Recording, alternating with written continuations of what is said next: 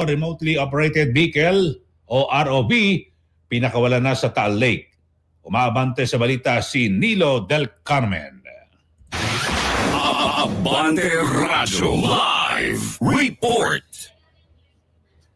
Yes, umaga pa lamang ay tumalaot na nga dito sa Taal Lake ang mga divers ng Philippine Coast Guard mula dito sa dump point nila sa Barangay Libiste para galugatin itong mga designated search area. Dala ang kanilang mga remotely operated vehicle o itong mga ROV. Sa kauna-una pagkakataon, gagamit ang Philippine Coast Guard itong mga ROV para sa paghahanap ng mga posibleng kalansay ng missing sa bungero na sinasabing itinapon o nilibing dito sa Taal Lake.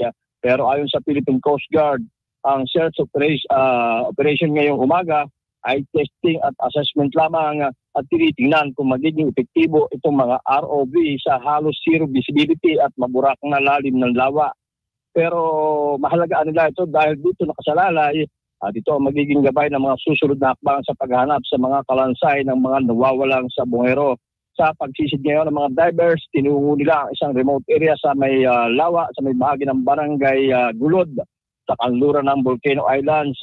Binawalan muna sumama ang mga media sa operasyon pero tiniyak naman ng Philippine Coast Guard na ibabahagi nila ang anumang official video documentation na kanilang makukuha at ang mga impormasyon para sa kaalaman ng publiko sa ginagawang paghahanap sa mga missing sa bungero.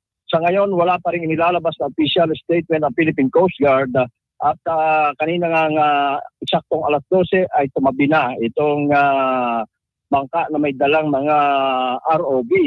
Pero wala pa, hinihintay pa natin kung ano yung ilalabas na statement nitong mga tauhan ng Philippine Coast Guard na kasama doon sa nag-search sa nasabing area.